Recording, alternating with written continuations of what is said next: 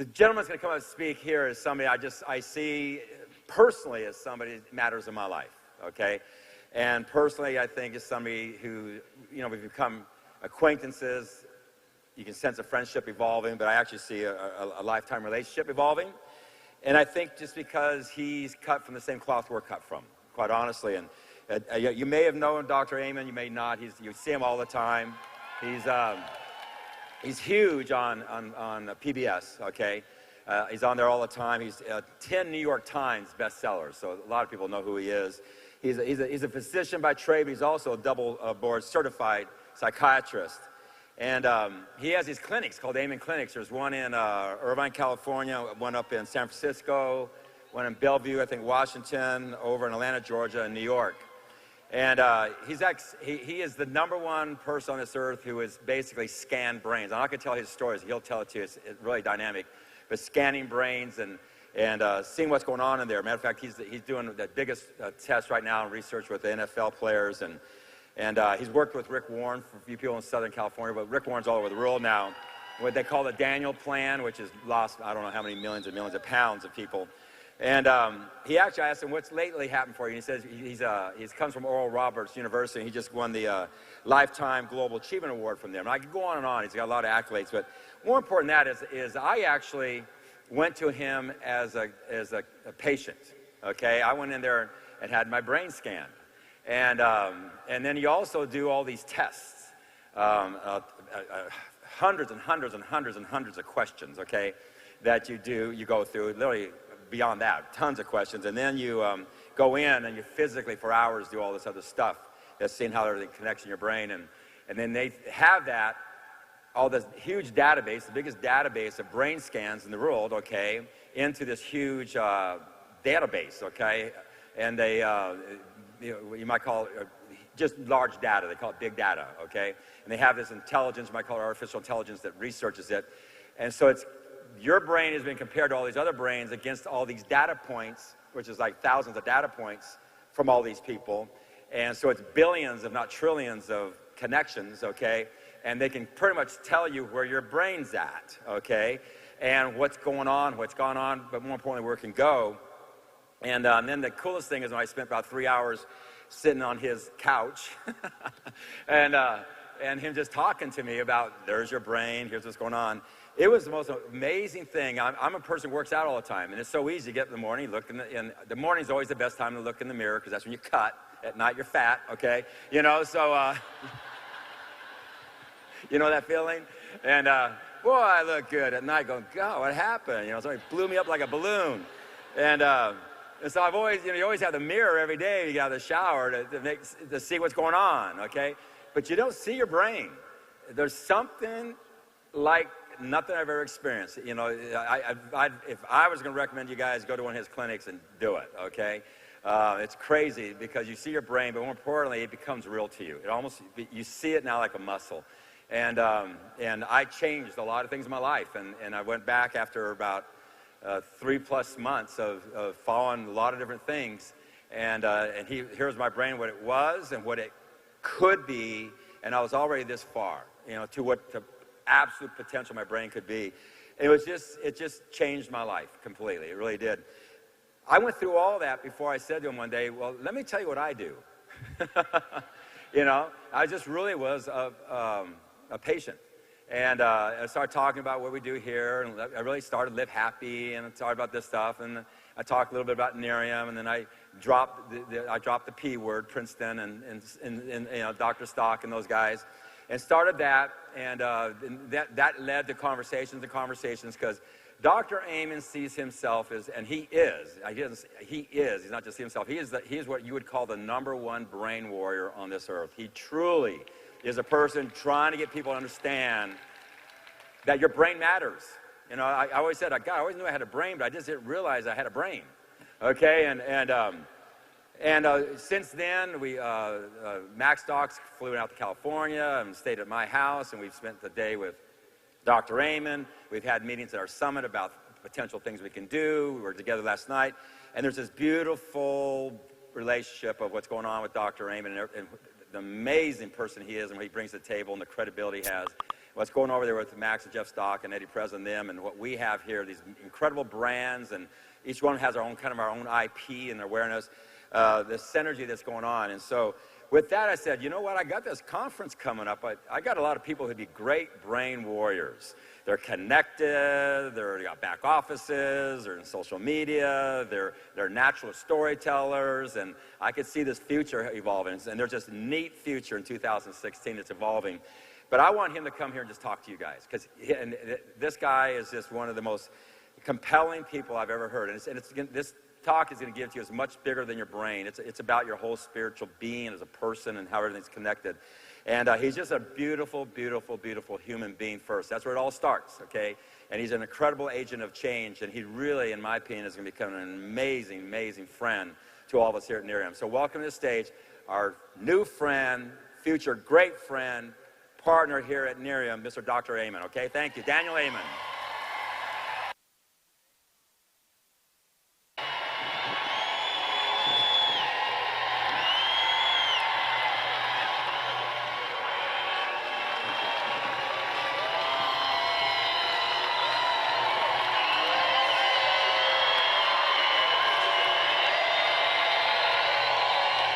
Thank you.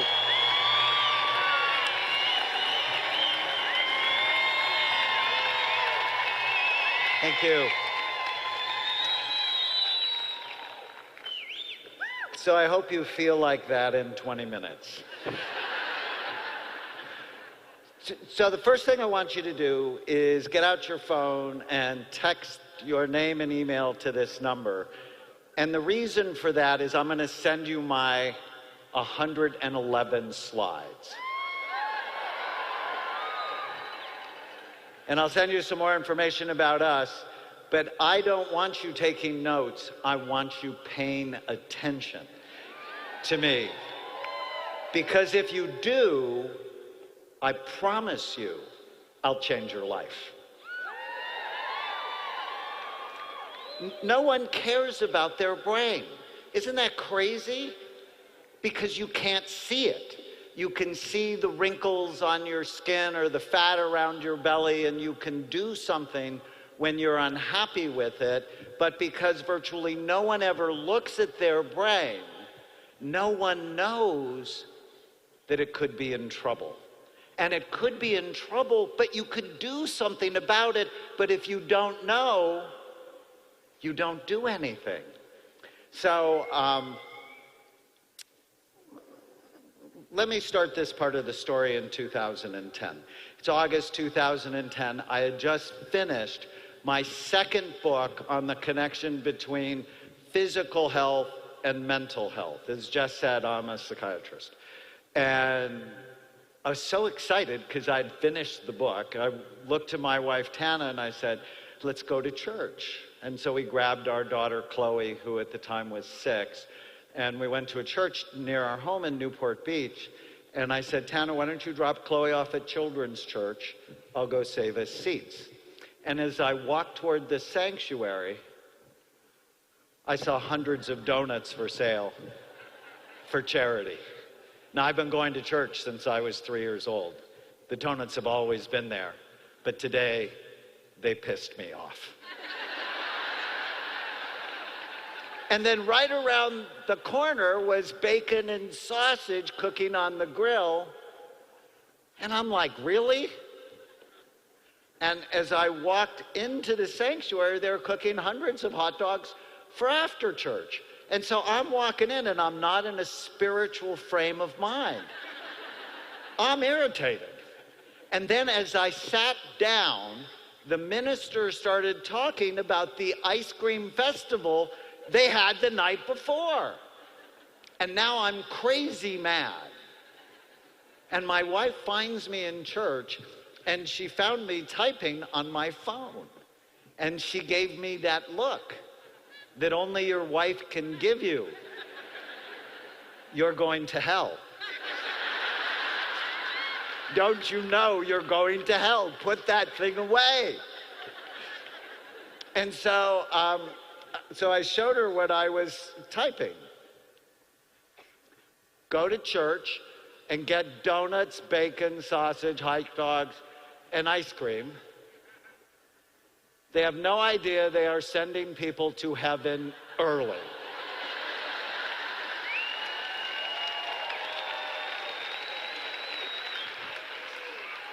Save them, then kill them.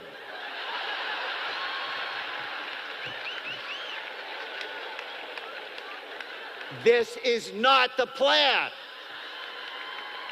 And so you'll find I'm a very passionate person, and I'm furious.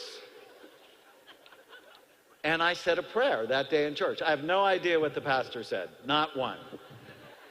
I prayed that God would use me to change the culture of food at church.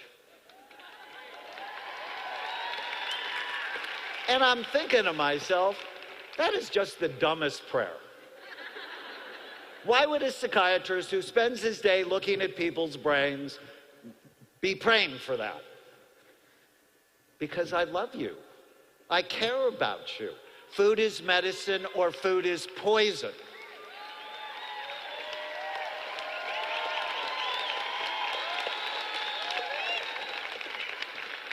And no lie, 2 weeks later, I got a call from Rick Warren. So some of you might know Pastor Warren. He's the author of The Purpose-Driven Life, our generation's best-selling nonfiction book, 36 million copies worldwide. And he's the senior pastor at Saddleback Church. They have 12 campuses around the world. And he's like, Dr. Amen, I'm fat. My church is fat. Will you help me? And I'm like, oh my God, God was paying attention. I mean, have you ever prayed something and you were really serious and then something incredible happened?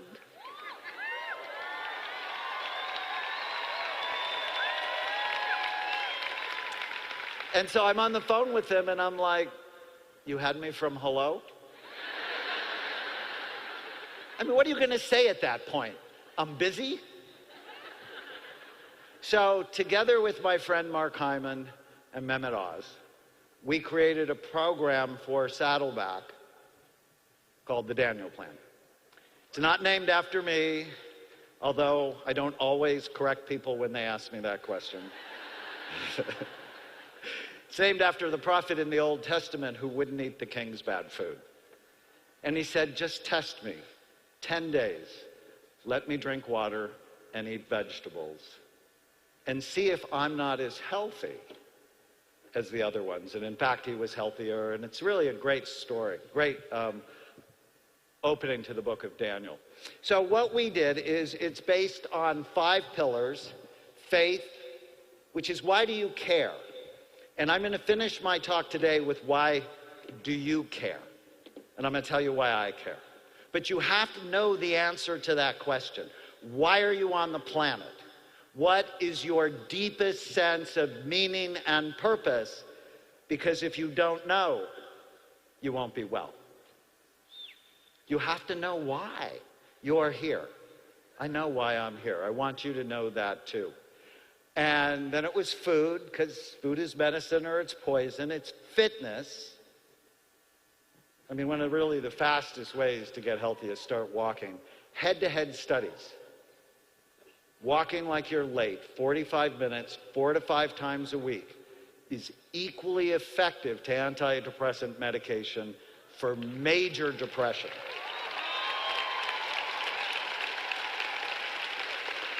And there's no side effects. Right? At the end of 12 weeks of an antidepressant, you may be feeling better. You may, in fact, be feeling worse. But they often decrease your libido and your ability to have an orgasm. And I think that's a bad thing.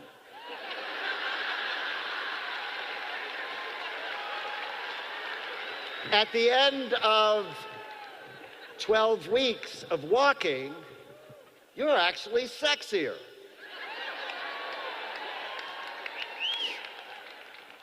Focus, that's the part I wrote. It's about brain health and not believing every stupid thought you have. We'll talk about that. And friends. we get better together, or we get sick together. Do you know, they've done these really amazing longevity studies, that the quality of your friendships and their health determine your longevity. So if you hang out with sick people, you are likely to die earlier. So I always say, if you really want to get healthy, find the healthiest person you can stand, and then spend as much time around him or her as possible. But this talk is called the Brain Warrior's Way because I want to recruit millions of brain warriors, people who are serious about their health. I'm a huge fan of EHT, and you'll find out why.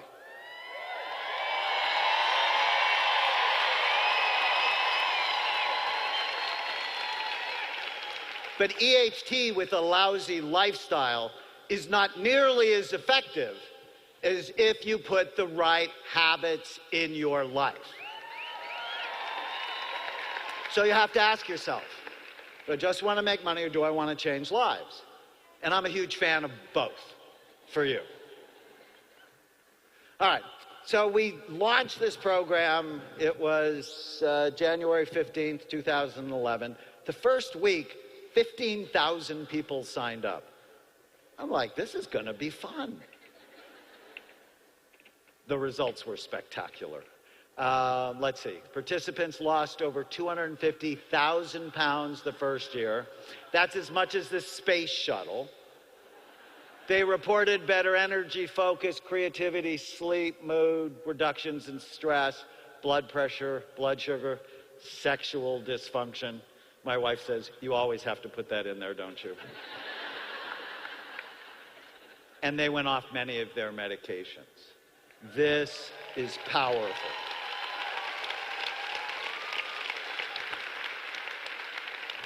But you have to be a warrior, and the reason I use that term is, let's just be really honest with each other.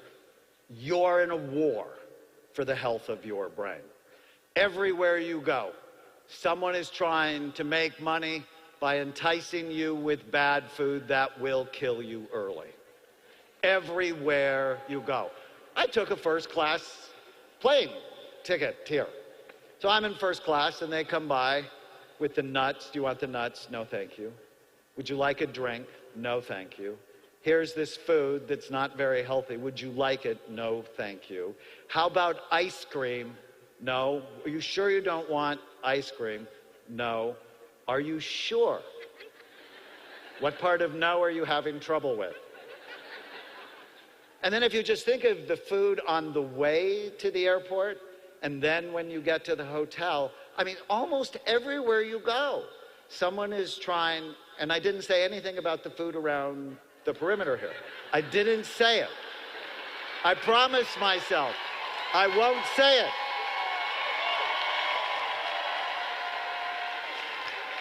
And these companies hire food scientists to hook your brain to want more of things that hurt you. How is that? Oh, weapons of mass destruction.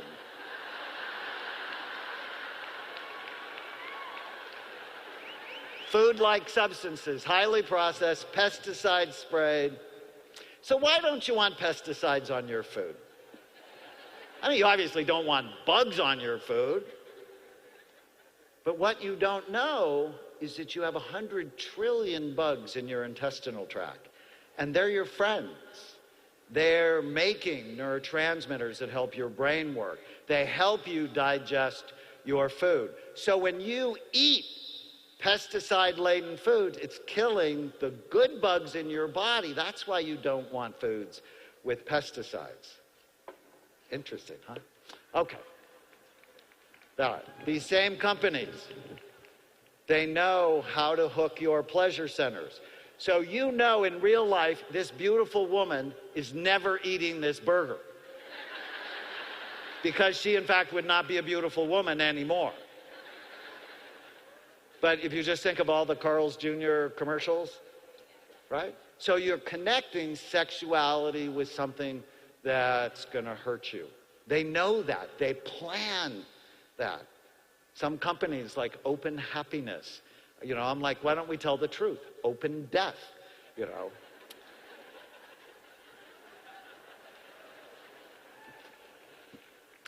News channels pour toxic images into our minds and make us see fear and disaster around every corner. Jeff actually talks about that we're hardwired for negativity. Well, they know that, and it just gets poured down our minds repeatedly. You have to protect yourself from that. Tech companies create addictive gadgets that hook our attention and distract us from our loved ones. Did you know?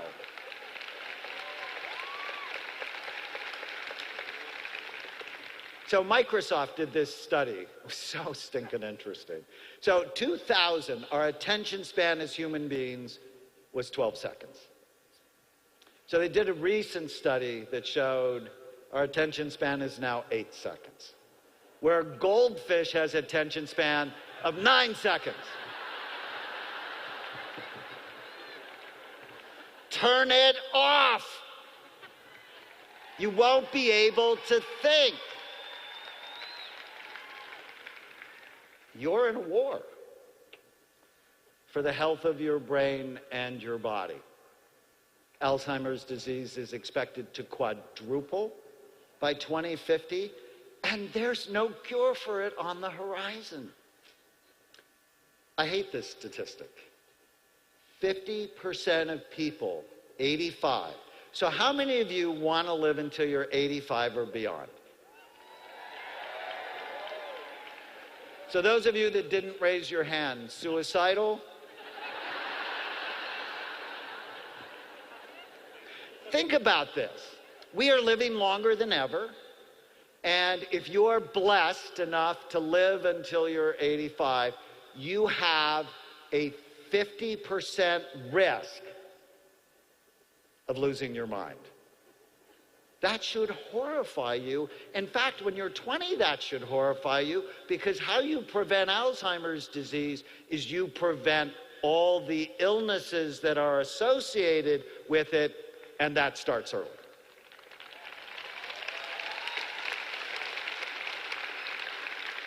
One of the truly terrifying things that I learned doing the imaging work I'll tell you about is that Alzheimer's disease actually starts in your brain 30 to 50 years before you have any symptoms. So if you're going to be diagnosed with it at 70, odds are you had changes in your brain, noxious, negative changes in your brain in your 30s or 40s. So this is a woman I diagnosed with Alzheimer's at the age of 59. So these are 2 Spec Scans. That's the study we'll talk about today. Spect is the study we do at Amen Clinics. It looks at blood flow and activity, looks at how your brain works. The image on the left is a healthy brain, full, even, symmetrical activity. Color doesn't mean anything, it's the shape. The image on the right, you can see all the holes, especially in the back half of the brain. So this 59-year-old woman likely had negative changes in her brain in her 20s. So those of you that are waiting to, think about this, those of you that are waiting to get sick until you get healthy, you might want to rethink that.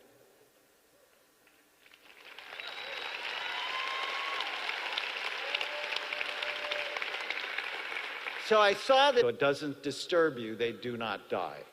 But you got to ask yourself, why the hell are they on a railroad bridge and there's no way out?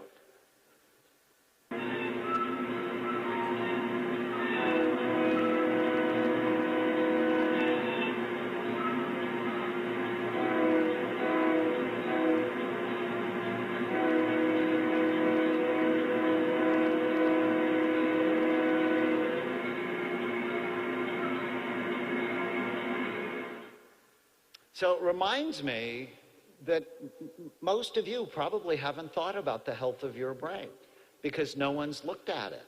And because we don't look, we don't know. And I don't want you to be that person on the bridge. I want you to get off. And how you get off is you become a brain warrior. You become serious about your health. Because in addition to Alzheimer's, depression is the #1 worldwide most expensive disorder. It is one of the greatest killers of our time. It affects 50 million Americans at some point in their lives. It's increased 400% since the 80s. And the statistic that just horrifies me is 23% of women between the ages of 20 and 60 are taking antidepressant medication. That's nearly a quarter of them. And what most people don't know is that birth control pills deplete serotonin, the don't worry, be happy, feel good chemical in your brain. And depression doubles the risk of Alzheimer's disease in women, and it quadruples the risk in men. Obesity, everybody knows this now. It's a serious national crisis. 2/3 of us are overweight, 1/3 of us are obese. It increases inflammation. It's a risk factor for 30 medical illnesses, including cancer, diabetes, depression, and dementia. And there are dozens of new studies. I published 2 of them that say, pay attention to me. As your weight goes up, the actual physical size and function of your brain goes down. That should scare the fat off anyone.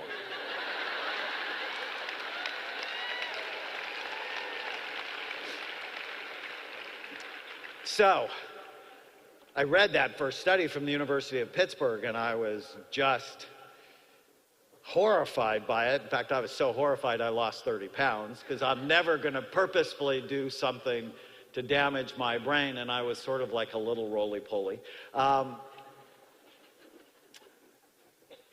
then I'm on a plane for public television from Chicago to Des Moines, and a very overweight person is in the seat next to me. And I usually don't mind flying on little planes, because when you're little like me, every seat is first class, right? You always have leg room. And, but this person was really obese, and half of her body was in my seat. And I got this impulse to reach over and say, you don't want to be a dinosaur. And, you know, because dinosaur is big body, little brain, you're going to become extinct.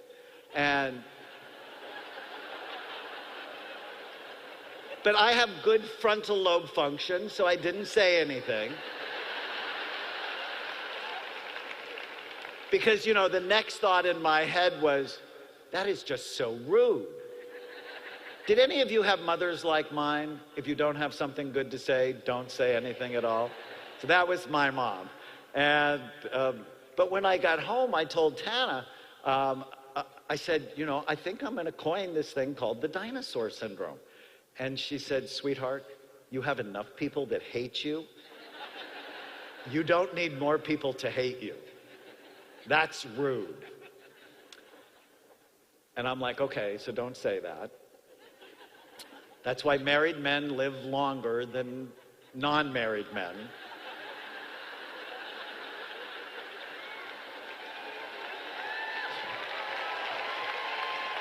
But then, 2 weeks later, I got invited to GNC. So you know GNC. It's a supplement company in Pittsburgh, and they love my work, and they wanted me to do some things with them.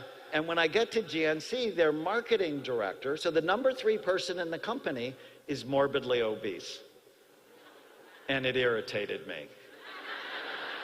Now, pay attention to what I'm going to say. If you don't live the message of your company, if you don't live the message of your life, you are a bad messenger. I don't know how else to say that more clearly.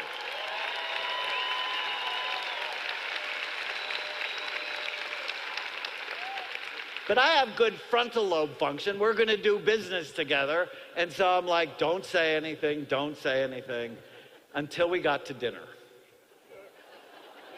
And my wife was there.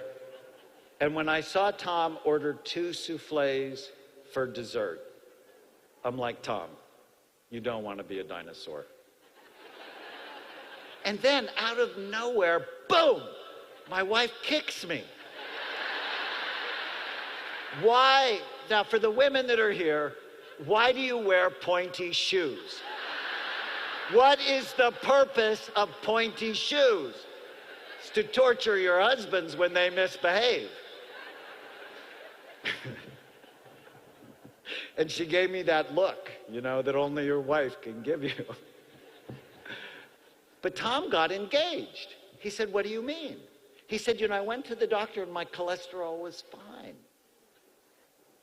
I'm like, Tom, there's studies that suggest as your weight goes up, the size and function of your brain goes down. I said, how old are you? He said, I'm 43. I said, well, you're very successful. Are you done? He said, what do you mean? I said, well, you don't want to be the number 2 person or maybe sometime the number 1 person. Or I said, you're sort of like happy with where things are. And if you slip a little cognitively, it's no big deal, right?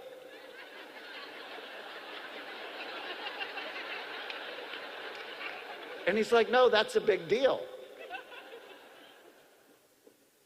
I said, you need to get this under control. And so what did I do? I raised his anxiety. So I'm a psychiatrist. You heard that. In fact, I heard some of you snicker when Jeff said, oh, he's a psychiatrist. Yeah, crazy. Well, I'm going to tell you in a little bit why I became a psychiatrist. But I used to think my job was to lower your anxiety. Right? So I know how to do hypnosis. I know how to do deep breathing exercises, meditation. And about 10 years into being a psychiatrist, I realized that's not my job with everybody. Some people, in fact, need more anxiety. I told you about that longevity study. Another major finding in the longevity study was the people who had low levels of anxiety, the people who were the don't worry, be happy people, that they took unnecessary risks, that they didn't manage their health effectively, died the earliest from accidents and preventable illnesses. So if you feel your anxiety going up, bless me. Send a blessing my way, because I'm doing something that's good for you.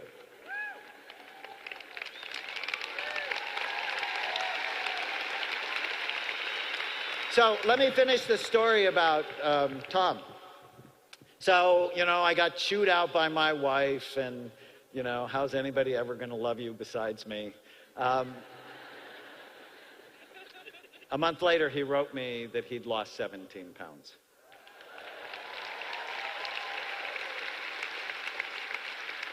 Two years later, he was down 80 pounds. He's the number 2 person where he works. Your brain and your finances are totally connected. Okay. I love this slide. Because when I figured this out, I was like a little kid, so excited. The answer is not to see obesity, depression, and dementia as separate disorders, but rather as different expressions of the same unhealthy lifestyle that have exactly the same cure. If you do the things I talk about, it attacks all 3 at once. I love that. All right. So the first thing, I'm going to keep this really easy for you. Basically, I want you to remember 3 things. You have to care. So I call it brain envy. Freud was wrong.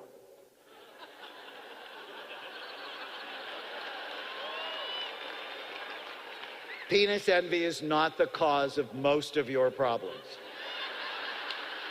He was about 2.5 feet too low in the body.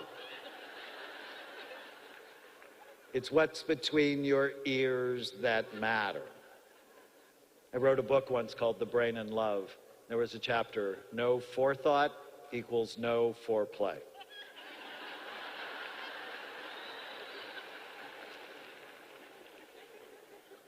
So that's the brain warrior concept, is you're in a war for the health of your brain. Your brain is the most important organ in your body.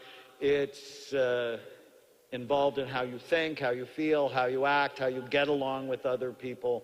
Your brain is the organ of personality, character, intelligence, and every single decision you make. And when you look at your health, odds are it's a sum of all the decisions that you've made. So if you really want to get healthy, it starts here. It's your brain that pushes you away from the table, or it's your brain that gives you permission to do stupid things. Okay, so care, and then you want to know what are the things that hurt your brain and stop them and do the right things. So I'm going to fill that out for you. Care, stop, do. I mean, how simple is that? Okay, so let me tell you a little bit about me and my journey to being a brain warrior. I am in the middle of 7 children. Growing up, my dad called me a maverick, and to him, that was not a good thing. But I always find myself pushing against the stupidity in the world. In 1972,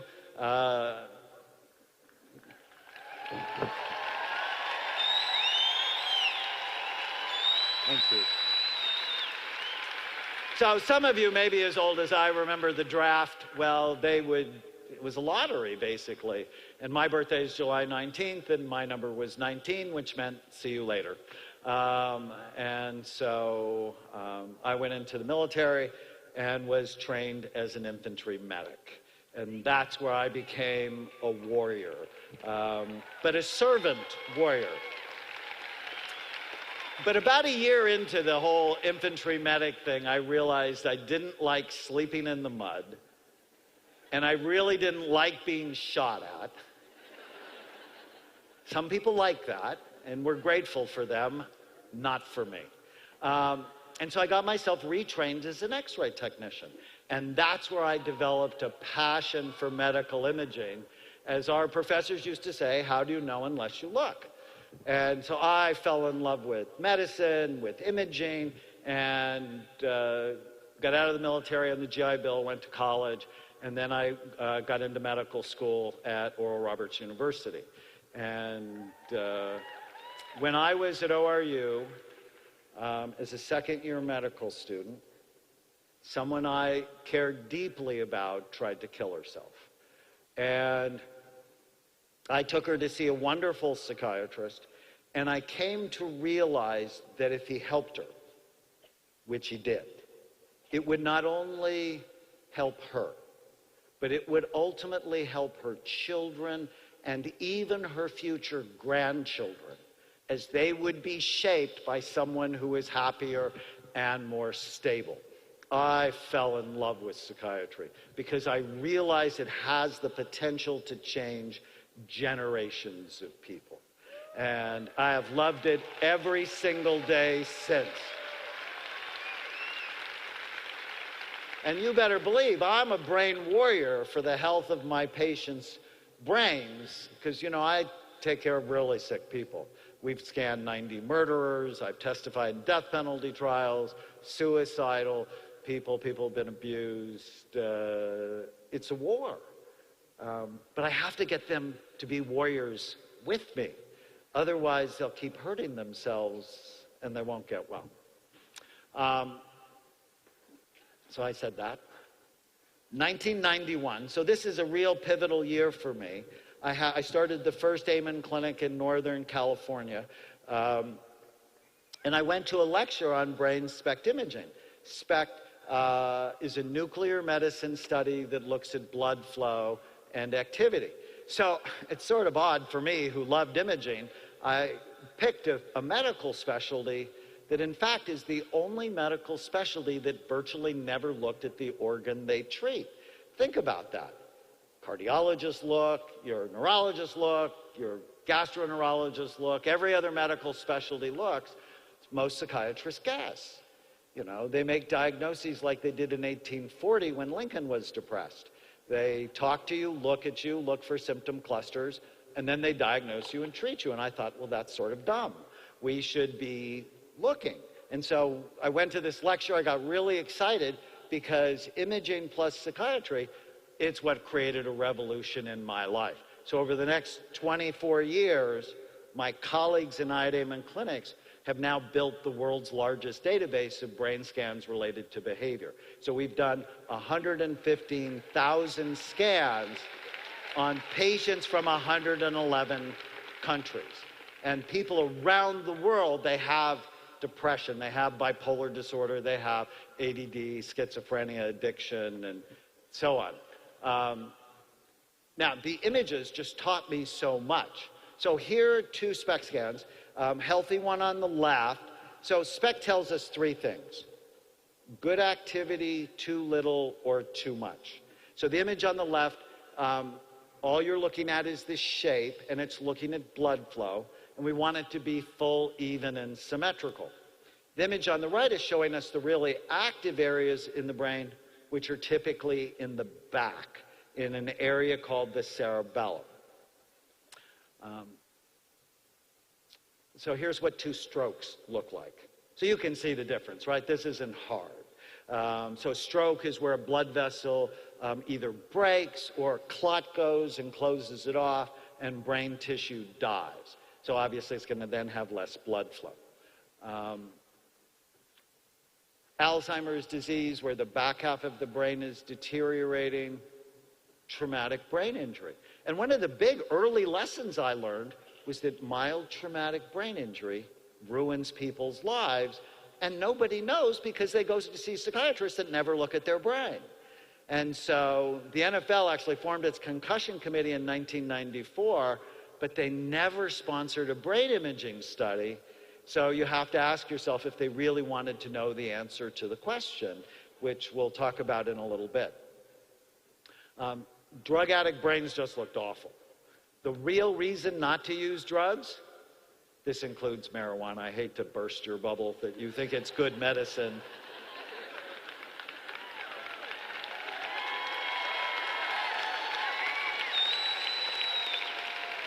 Seriously? Oh no, this is good for me. It lowers my reaction time, it demotivates me. I can't remember anything, but it's good for me.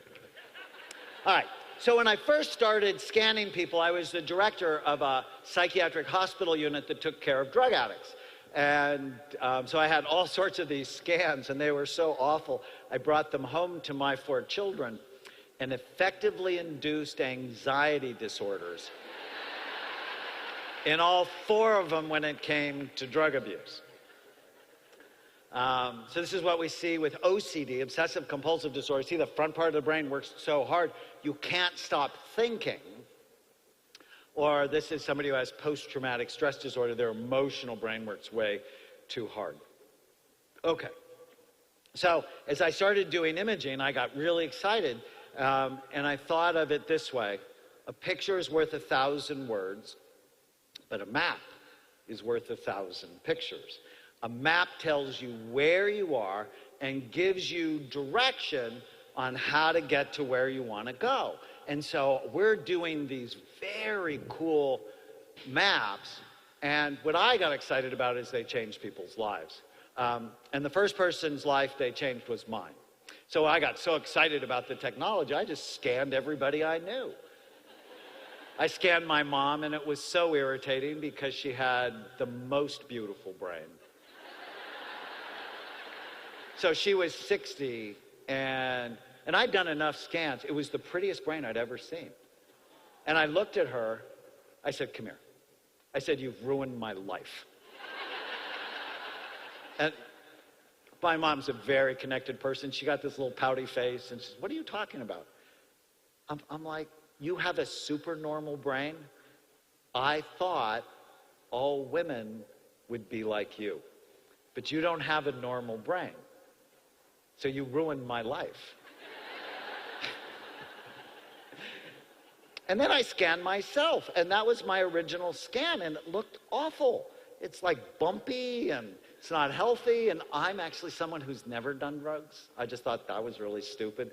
I mean, I like to be in some control of my life.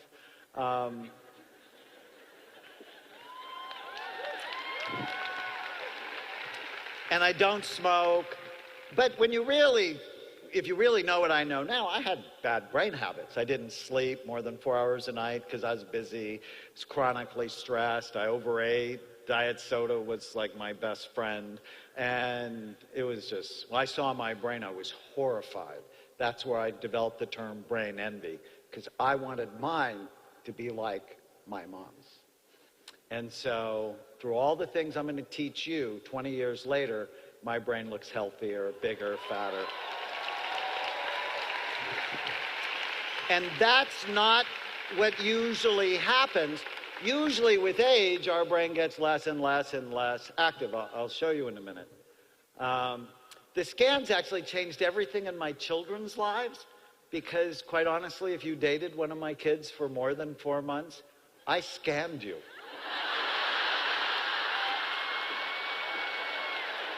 Do you ever see Meet the Parents? This is worse. In fact, just this week, my son has a new girlfriend, like 5 months, and I'm like, you need to bring her by the clinic. I mean, I really like her. I think she's really great. And she had a great brain, thank God.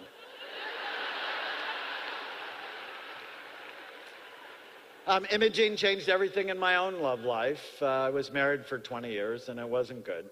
And so, 15 years ago, I got divorced. And, someone who grew up Catholic, that's a big deal, like a really big deal. And I'm like, if I ever fall in love again, I'm going to see their brain before any other intimate part.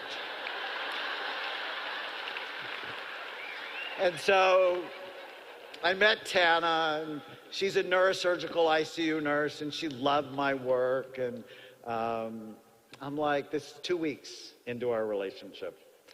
I'm like, what are you doing this afternoon? I said, you haven't been to the clinic. You want to see the clinic? So that's her in the camera. That was her brain. So I married her.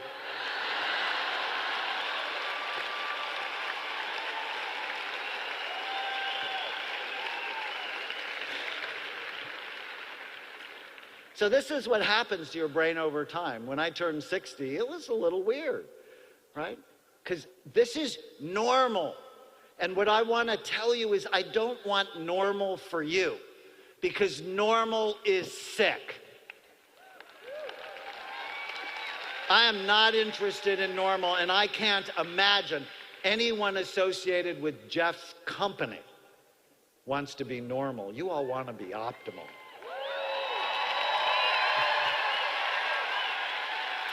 So this is typical, a typical 55-year-old brain. You see the wrinkles and holes, sort of like on your face, you have wrinkles and holes. And this is a typical 82-year-old brain. I mean, this looks awful.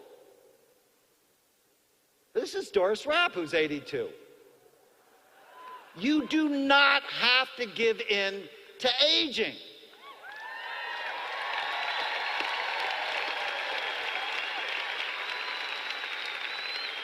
The health of your brain is much more about your habits and the nutrients you consume than your age.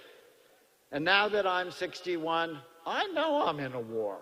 I know it. I see what gravity does to your face, and I've seen what it's done to tens of thousands of brains, and I don't want it, and I have a choice.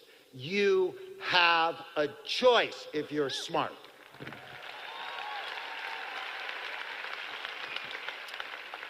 As a psychiatrist, the other really cool thing SPECT imaging did for me is it decreased stigma for my patients.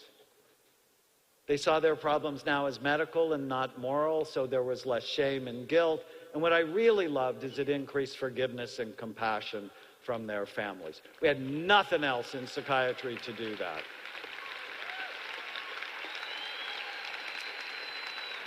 And the coolest thing, it completely changed the discussion around mental health for me.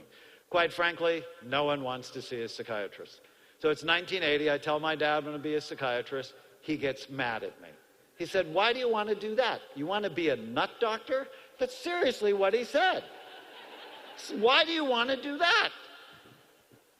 And quite frankly, no one wants to be labeled as abnormal, as defective, as crazy, but everybody wants a better brain. So what if mental health was really brain health?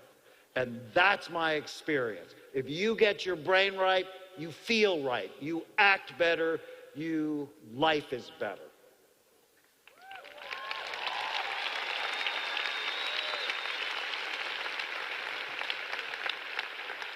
Okay, so I said all of that to get to this slide.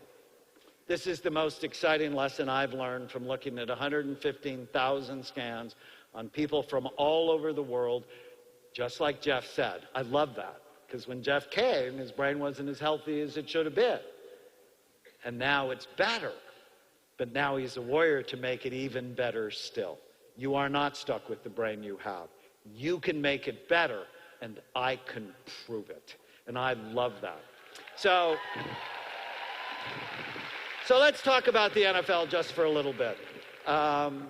Football season started last night, and our announcer here is actually the voice of the Dallas Cowboys. I played football in high school. Well, I've loved football. But I began seeing, did you know your brain is really soft? About the consistency of soft butter? And your skull is really hard and it has multiple sharp bony ridges? And so I began seeing football players, high school players, college players, and then professional players, and nearly all of them had evidence of brain damage. And as I said, the NFL formed its concussion committee in 1994, but it never sponsored an imaging study. Instead, and I'm serious when I said this, they studied rats. They put little tiny helmets on rats. And they would whack them in the head repeatedly. And then they go, well, we just don't know if playing football causes long-term brain damage. The commissioner said that in front of Congress. And Maxine Waters, the congresswoman from Los Angeles, smacks him and says, Commissioner, acting like you are studying brain damage in football is a conflict of interest. It's like the tobacco companies saying they're studying lung cancer. So stop lying.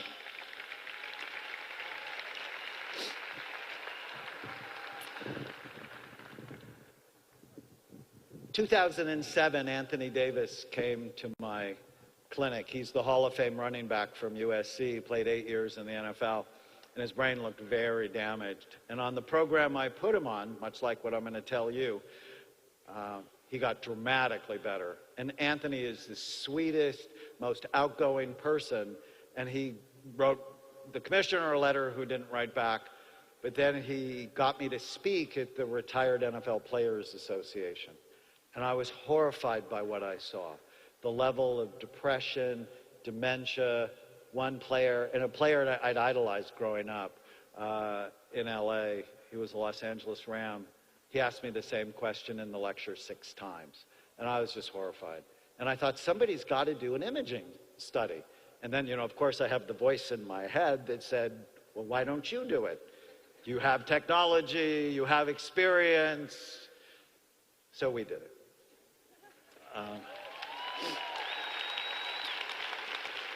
So the problem with the NFL's position, and I'm dead serious when I say this, is if you don't admit you have a problem, you can't do anything to solve it. So, if you have a problem in your life or in your marriage or in your business, the first way to solve it is go, help, I have a problem. So brain damaged players were left without help or hope, and then everybody knows what's happened. We had players like Junior Seau shoot themselves in the chest so they could donate their brain, or Dave Dewerson, or it's just a nightmare. So we started and did the world's first and largest imaging study. The images changed everything. So here is our first published study on 100 players, and we said, hey, guess what, guys? There's global damage in football players' brains. But I'm a clinical psychiatrist, so I have great respect for researchers, but that's not my gig. My gig is changing people's lives. And so when we started our study, and I paid for this study, I went, uh-oh. We have to do a second arm of the study. Can we make these bad brains better? And so I put them on a program, the same one I'm going to tell you, which is brain envy. You got to care. You need to stop doing this. Smoking pot is not going green. One of my players actually said, well, I thought that was going green.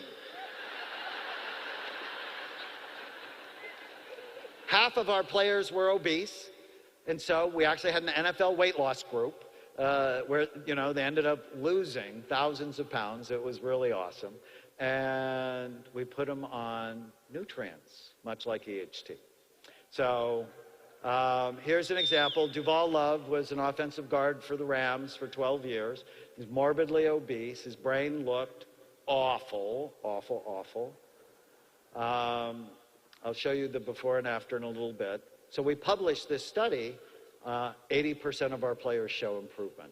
You are not stuck with the brain you have. You can make it better.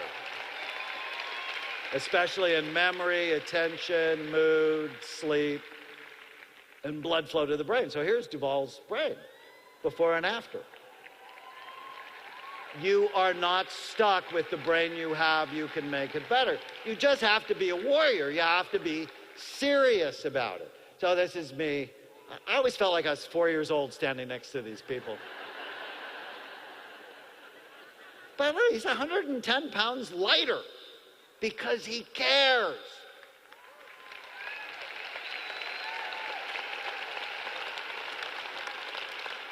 And one of my favorite players, you'll recognize him, Freddie Dreyer, played for the Rams, who was on Hunter. He said, with the treatments, I'd replaced a part of me that had slipped away. Going through the program, I noticed mental energy and thinking speed that he had lost. He was not stuck with what he had. He made it better. So, the most exciting study that came out last year was from a friend of mine, Dale Bredesen from UCLA, where he took 10 people with Alzheimer's disease or mild cognitive impairment. Mild cognitive impairment means you're on your way to Alzheimer's disease. It's more than many senior moments. He put them on the program very much, almost exactly like I'm going to share with you, in 6 months. Now, these are people with mild cognitive impairment or Alzheimer's. People don't think of those people as getting better. In 6 months, 9 of the 10 were better. 6 of them went back to work. You are not stuck with the brain you have. So who wants to be a warrior? Anybody want to be a brain warrior? Do I have any brain warrior leaders here? Because that's what I'm interested in. People that will lead other people to brain health, because then everything else in their life is better. So how do you do it? Here's the answer. Here's a number if you haven't texted to get these awesome slides yet.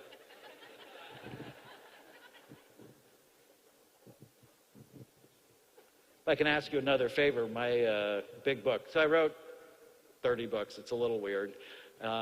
People ask me about that, and I go, it means 2 things. I'm very consistent, and I'm old.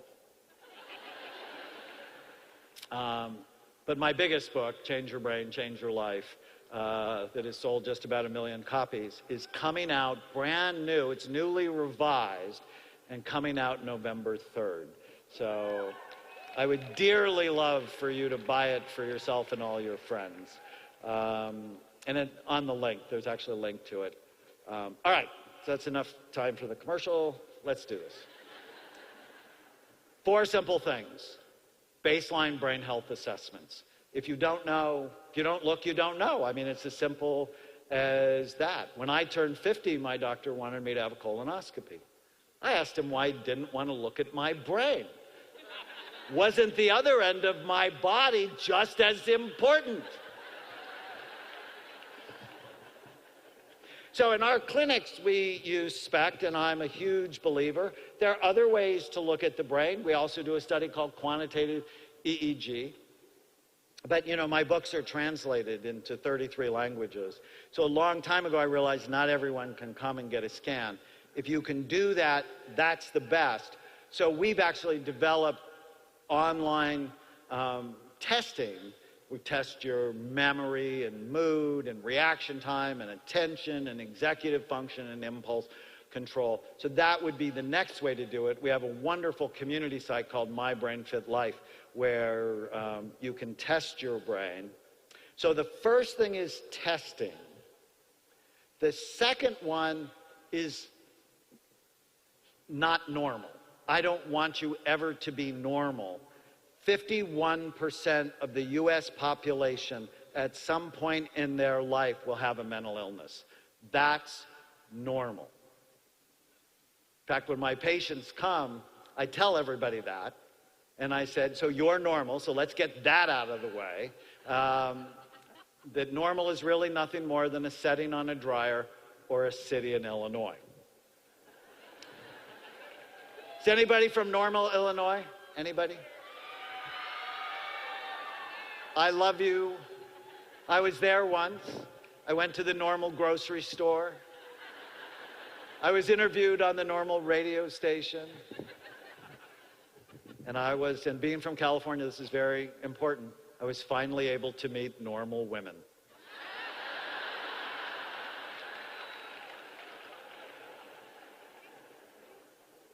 So if you have suffered from an addiction, from ADD, from anxiety, from depression, OCD, bipolar disorder, welcome to normal. But I never want your labs to be normal. I want them to be optimal. But that means you have to get them. And I think on a yearly basis. So you need to know what your BMI is, or body mass index. That's your height against your weight. The study showed that people who were overweight, so they had a BMI between 25 and 30, had 4% less brain tissue, and their brains looked 8 years older than healthy people. For people who are obese, your body mass index was over 30. You had 8% less brain tissue, and your brain looked 16 years older than healthy people. So I don't want you to live with the lie, you know, everybody's overweight, it's okay, because it's not. Now, don't be too skinny, because their brains weren't great either, right? You want to be at a healthy weight. Fasting blood sugar, I can't tell you how important this is.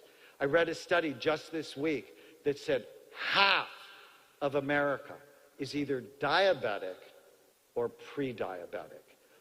Oh my goodness, are you kidding me? So why is that a problem? Why is high blood sugar a problem?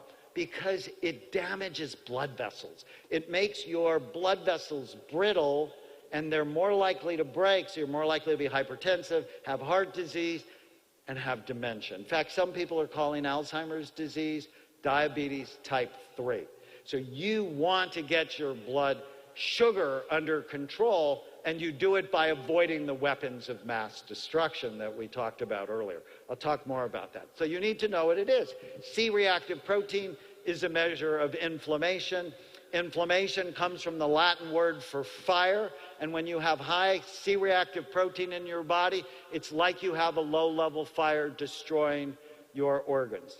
Vitamin D is just critical. It's actually really not a vitamin, it's a hormone. It's involved in your immune system, it's involved in depression, it's involved in dementia, it's involved in so many important things. And 2/3 of us, the same number of people who are overweight or obese, also have low vitamin D. And as your weight goes up, you cover up more, so you actually get less of the sun. And the damn dermatologists won. They made everybody afraid of the sun. You know, you were made, or you were evolved in the sun, and with these low levels of vitamin D, it's damaging us. So you should know what your level is. And so when I first decided to get healthy, mine was 17, normal's between 30 and 100. And I actually take 10,000 units a day, and so I maintain a level of about 80. I don't recommend that for you. I recommend you get it tested, and if it's really low, then take 2,000, retest it, and then you may and find the right level. Don't go crazy with it, because that can cause kidney stones. And then the last one is ferritin, which is a measure of iron stores. Too little iron, you get anemic and really, really tired, but too much is associated with heart disease, and it's like your body is rusting when you have too much iron. So it was really funny. I'm like, because at one point in my life I had too much iron, and I went, well, how do you get rid of it? Because we don't have a medicine for too much iron. You get bled. So you go donate blood. So I donated blood, and then the Red Cross thought, like, you know, I was their best friend for 5 years. And then I was in Istanbul last year, and outside of the spice market, I saw leeches for sale. And I'm like, that's so gross. And my wife is a neurosurgical ICU nurse, and she grabbed my arm. She said, honey, they do this for their health. They bloodlet themselves, and now you know why. And I looked at her and I said, I prefer donating blood. Thank you very much.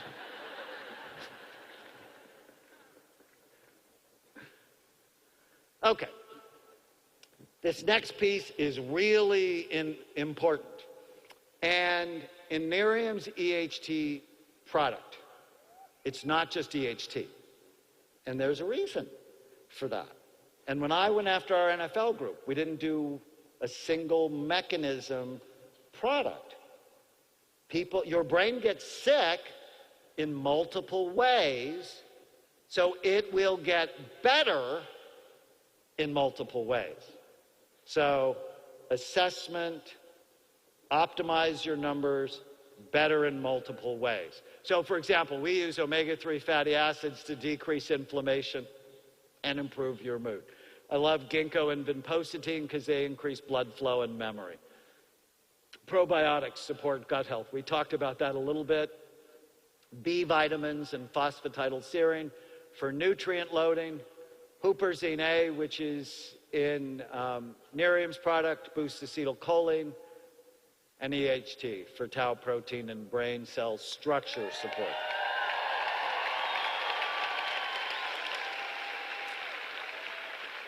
So as I've learned about EHT, I started taking it because I know with my NFL players, some of you may have heard of this thing called CTE, or chronic traumatic encephalopathy, that their dementia is not at all like Alzheimer's disease.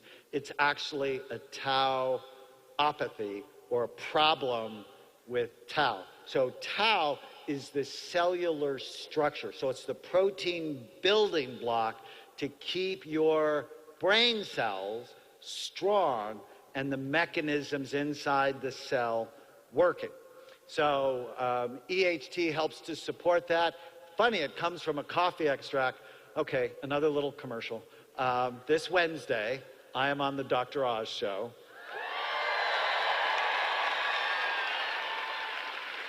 So Dr. Oz actually came to Amen Clinics, New York, and we put a cap on his brain, on his head, and scanned him. We did a quantitative EEG on him. And then they were doing a whole show on good forms of energy and bad forms of energy. And so we studied smoking vaporized caffeine. And it's hysterical. So he's like puffing on this caffeine cigarette, and I'm scanning his brain. And it lowered the sleepy waves, so he's more alert. Buzzed, I think is the word he used. And his brain's more alert, but the judgment center in his brain went down. So you see a cute girl, you're more attentive, and now you make a bad decision, and now you're divorced and visiting your children. So I'm like, maybe not a good thing. But there's something good in coffee. because there's a lot of studies showing the health benefits of coffee. I would just kill the caffeine and then all of the bad things you put in it so that you can tolerate the nasty taste of coffee. Well, they've actually isolated EHT, which optimizes, Dr. Stock is going to talk about PP2A and how exciting that is, but it keeps your connection strong, supports memory, focus, energy, and your immune system. So it's very exciting, and the Nerium product actually has a number of other nutrients to work in this multiple mechanism approach that I talked about. Okay, step number 4. So number 1 is assess your brain. 2 is optimize, not normalize your brain, because normal is sick, in multiple mechanisms. And the last thing you need to do is know, reduce, and treat your risk for Alzheimer's disease. So I've seen many patients with Alzheimer's disease and many of their family who comes to me and they go, I know I'm at risk. How do I prevent it? You want to know the short answer? You prevent all the illnesses that are associated with it. And the fact is, virtually all of them are preventable.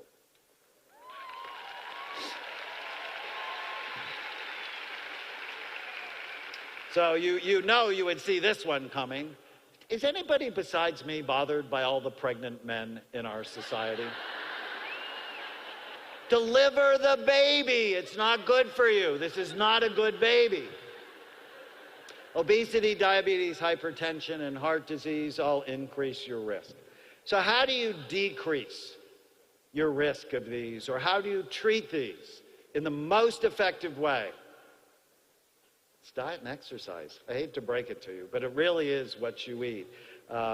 You can reverse type 2 diabetes in a short period of time if you become a brain warrior and you really watch what you put in your mouth.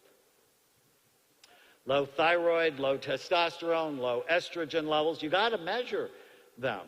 And, you know, I work with a lot of people who have all 3 of these.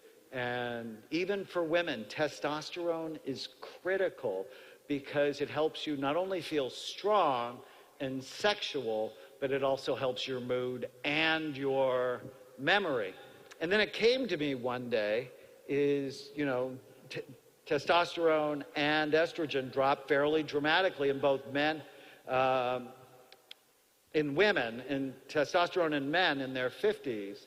And I'm like, oh, I know why. That's the Earth's way of getting rid of people who've already had babies. I'm not okay with that. And I wouldn't hope you would be okay with that. And do you know the fastest way to ruin your testosterone level? Eat sugar, or foods that turn to sugar. If you get a sugar burst, it drops your testosterone level by 25% nearly immediately. So if you're at the Cheesecake Factory and you share the cheesecake with your husband or your wife, odds are no one is getting dessert when they get home.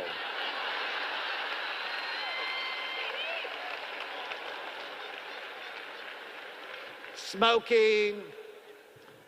I was walking around the building yesterday when nobody recognized me, and I saw a lot of you smoking. Stop that. It's not good for you. Prematurely ages your brain. It is the #1 preventable cause of early death. Alcohol and drug abuse. Alcohol is not a health food. I don't know how else to say it. Oh, but Dr. Amen, I have to have 1 or 2 glasses of red wine a day. That's good for my heart. Yeah, but you have a smaller brain, according to studies from Johns Hopkins. And when it comes to your brain, size matters.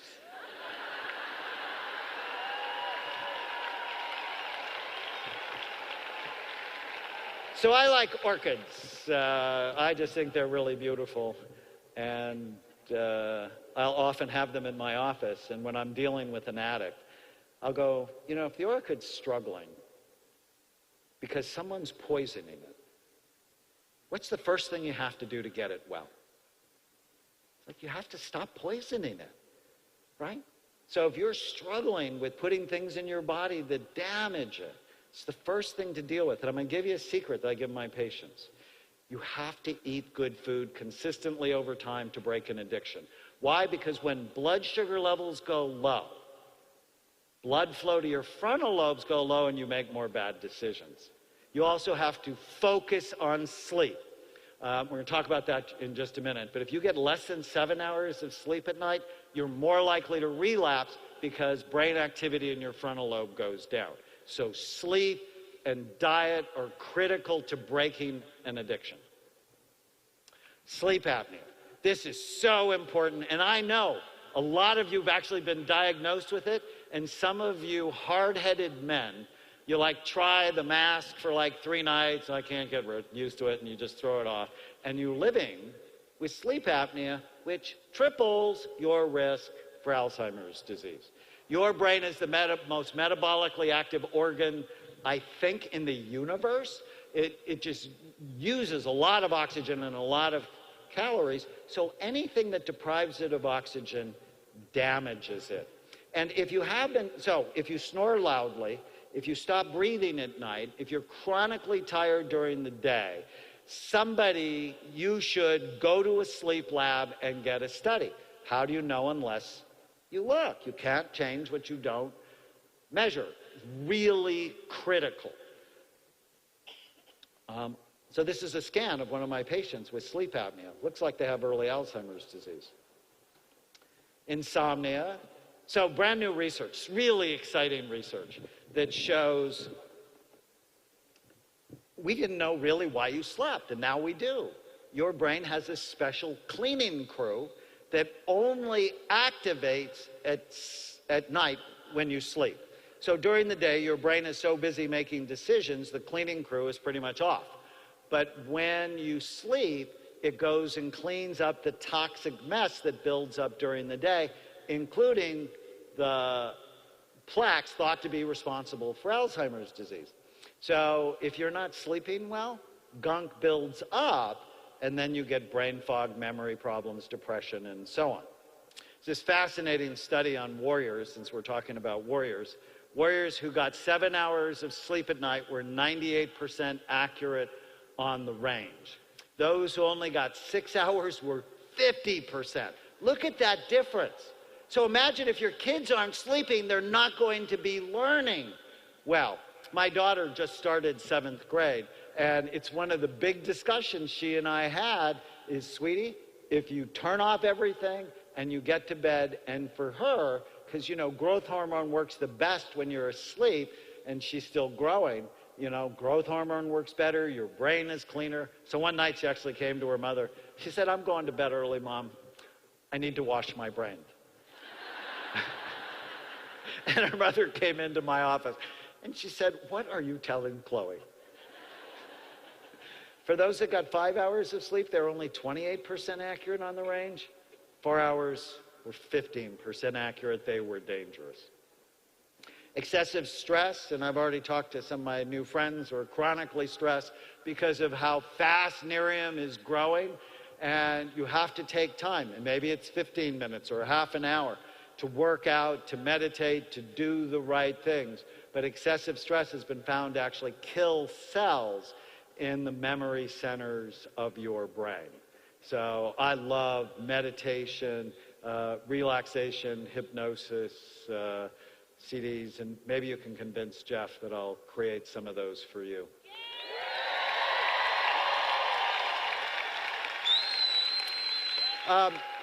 Untreated ADD or ADHD is one of my specialties. You know, there's a lot of misinformation about it. It's real, and when left untreated, it ruins people's lives. The hallmark symptoms: short attention span, easily distracted, disorganized, procrastinate, and impulsive. And there's a higher incidence of people who have it, who get divorced, who file for bankruptcy, who go to jail, who lose their jobs.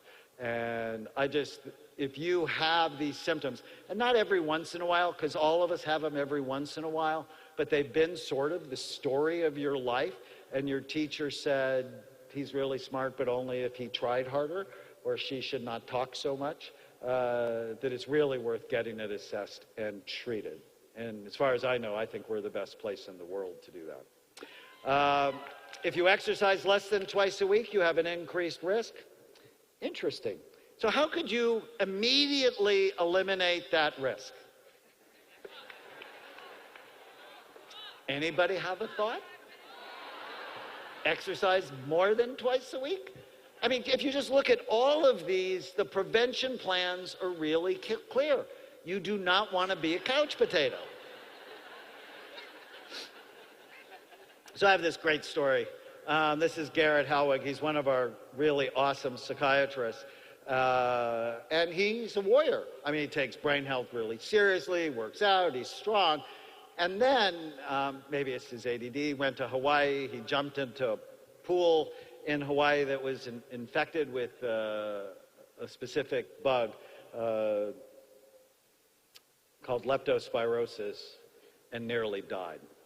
He was unconscious. Like 70% of people who get this nearly die. Not nearly die, they're dead, like gone forever. But because he was strong, he was able to get out of the hospital and do what he loves. So I know I went after obesity. I also want to go after frailty. You never want to be frail. The thing, Santana, who is a neurosurgical ICU nurse, said the thing that kills people is frailty. If he would have went into the hospital frail, or even normal, he would not have come out alive. So from an exercise standpoint, I think it's really simple. You should lift weights twice a week. I'm not kidding. You're a girl, you should lift weights. The stronger you are as you age, the less likely you are to get Alzheimer's disease. Muscle burns fat, it increases metabolism. I'm a huge fan, just don't use steroids to get that way. And then walk like you're late 45 minutes, 4 to 5 times a week. So keep it simple. I'm not like a marathon person. Maybe it's because I'm lazy naturally. But it's like way too much stress. Walk like you're late 45 minutes, 4 to 5 times a week. Lift weights twice a week for a half an hour. No new learning and being addicted to gadgets increases your risk for dementia. There's actually a study from Hewlett-Packard showed if you're addicted to your cell phone, over a year, you lose 9 IQ points. About the same as if you're smoking pot. And if you're addicted to your gadgets and smoking pot, it's really bad. So new learning is critical to keeping your brain strong. So word games. All right, so let me just say this clear. Just doing crossword puzzles is like going to the gym, doing right bicep curls, and then leaving. You got to work out your whole body, and you have to work out your whole brain. So word games work out the left front language part of the brain, laughter, the right side of your brain, learning a musical instrument, your temporal lobes, and new dance steps or table tennis works out the cerebellum, that busy, active part of your brain. But if you drink when you dance, or play beer pong, that ruins any benefit. The standard American diet is associated with diabetes, cancer, depression, and dementia. So if you're looking at that going, yum, you're not a brain warrior yet. Or maybe you're a brain warrior white belt that just doesn't know quite enough. So here's the short course on healthy nutrition. Calorie smart, so you're not overweight. Whole, fresh, real food filled with colorful vegetables with protein and healthy fat at every meal. Why? Because that'll decrease your appetite. Fat is not the enemy. Sugar is. All right. So people who have a healthy fat-based diet, listen to this. It's crazy. They have 42% less risk of getting Alzheimer's disease. So think of fish, healthy oils, nuts, seeds, avocados. People who have a protein-based diet, 21% less risk of getting Alzheimer's disease.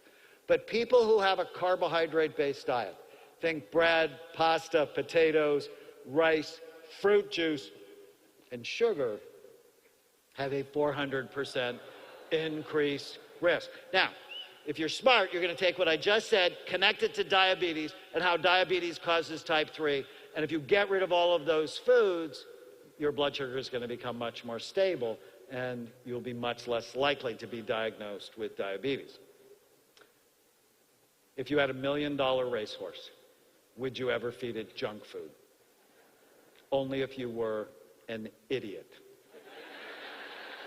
Only if you wanted to lose every race you entered. But aren't you worth so much more?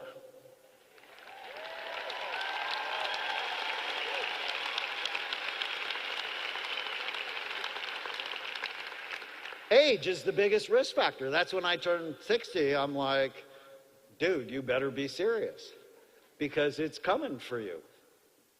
My dad, who I adore, he was not an easy dad, but I still adored him. And he would never listen to me. And I don't want you to be like him. Last year, he started having a pretty serious health crisis. He had a heart arrhythmia, and they were having trouble getting it under control. And he still wouldn't listen to me. And then finally one day, he got sick of being sick. And he went, what do you want me to do? And he just did everything. It was incredible. And he lost 30 pounds. And his heart stabilized. And now I work out with him twice a week, and we get on the floor and we see who can do a plank longer. And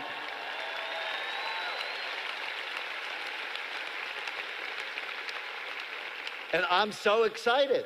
And he said, but I never thought it would happen to me. And I'm like, what a stupid thing to say. If you have that thought, that's stupid. That is not the sign of a healthy brain, because that train is coming for you. Do you want to get off the tracks, or do you want to stay and just sort of take your chance? And what's the chance? 50% of you will be diagnosed with Alzheimer's disease by the time you're 85. I don't know about you, I'm off the tracks.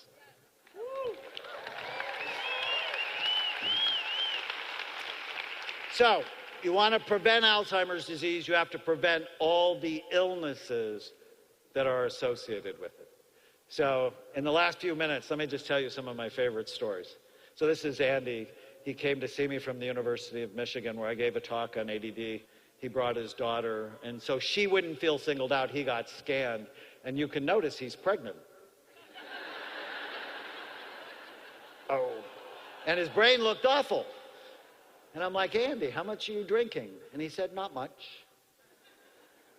And I've been a psychiatrist a long time, and I realized I had to ask the follow-up question. What does that mean? Well, 1 or 2 when I get home from work, and 1 or 2 with dinner, and 1 before bed every night. He said, yeah, but it's not a problem. I'm looking at his scan, I'm like, it's a problem. And he had brain envy. And 10 years later, he delivered the baby. It was a long delivery. And his brain aged backwards.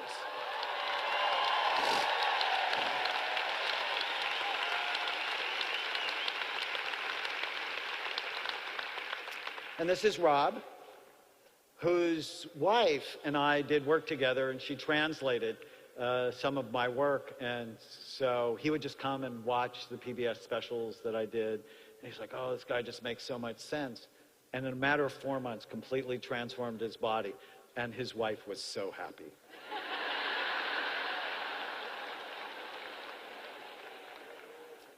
And he was remembering things that he said he was sharper mentally than ever before.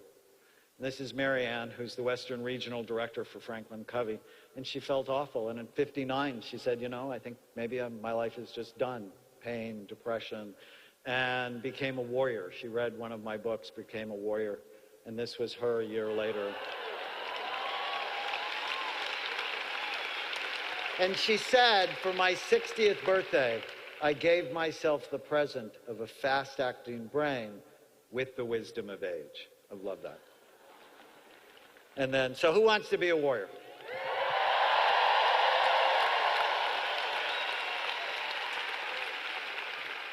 Care, stop, do. I mean, it's really that simple. You have to care, stop doing anything that hurts yourself, do things that help yourself. So one of my favorite warrior stories is Steve.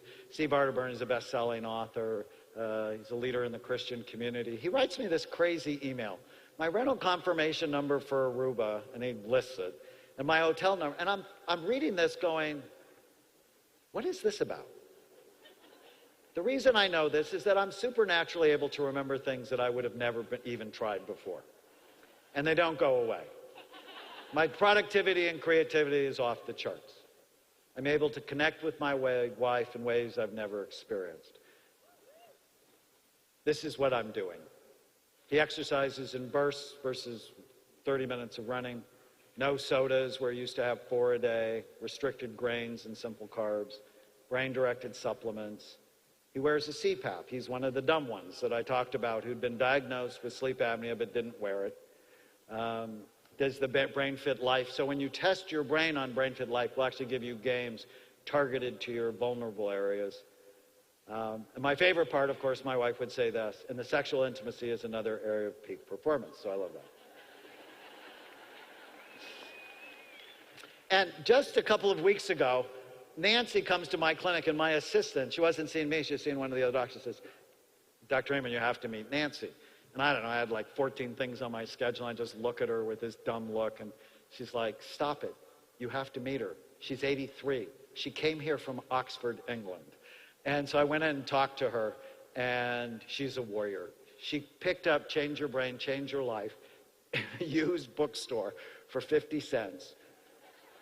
And she said, I just started doing everything you said. And it started with drinking water. Your brain's 80% water. So she lost 5 stones. I'm like, what's that? 73 pounds in a year. And she makes that face. She said, I used to be like this. It's so funny. So her energy's better, mood's better. She's off the couch. She drinks water. She walks. Nutrition, supplements, new learning. And then she changed her family. That's what brain warrior leaders do. They change their family. So, are you a sheep or a sheepdog? Sheep go with the herd. They live in denial. They don't want to see problems. They pretend all is okay and the wolf will never come. Sheep, in fact, don't like sheepdogs because they remind them that trouble may be near. Sheepdogs have fangs and they're serious, sort of like me. But sheepdogs love their sheep even when the love is not returned. And they give their lives for the flock. So who are you? Are you a sheep in denial or a sheepdog guarding your flock? So Laura is a sheepdog. She actually works for the Salvation Army. She completely changed her life, her family, and then changed the lives of people in the drug treatment program that she directed. These are the people. And Thomas, who said, he graduated from our program, my life was a mess, now it is a message. I have been tested, now I have a testimony. I was a victim, now I am victorious. I went through trials, now I am triumphant.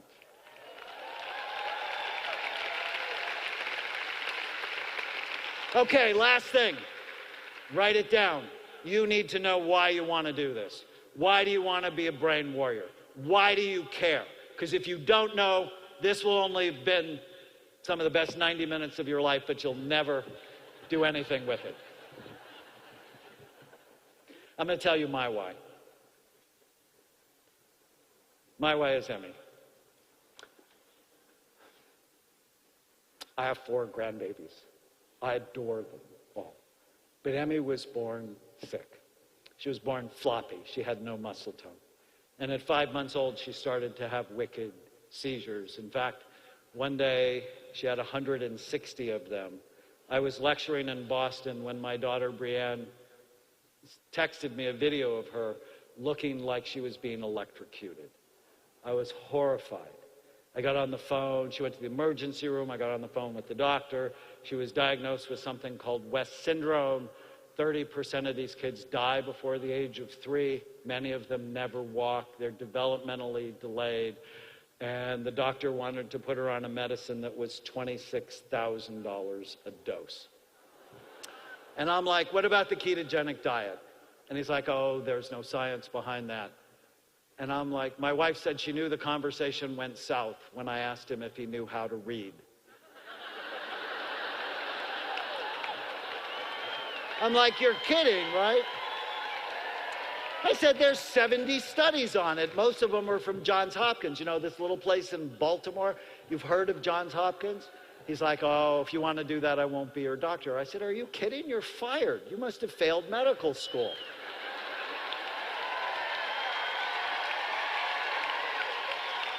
Your job isn't to tell us what to do, it's to give us options. We need options. And anyways, on the ketogenic diet, this is Emmy, walking to preschool.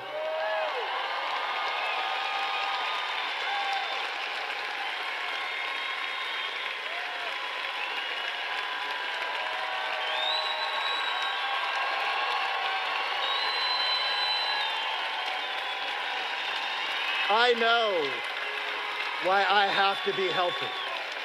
I know why I have to be healthy.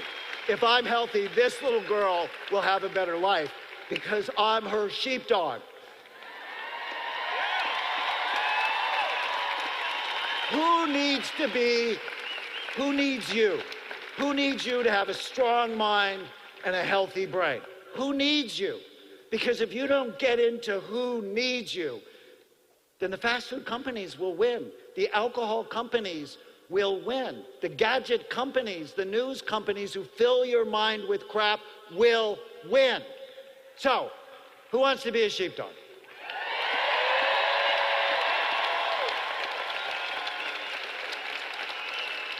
Who wants to be a brain warrior?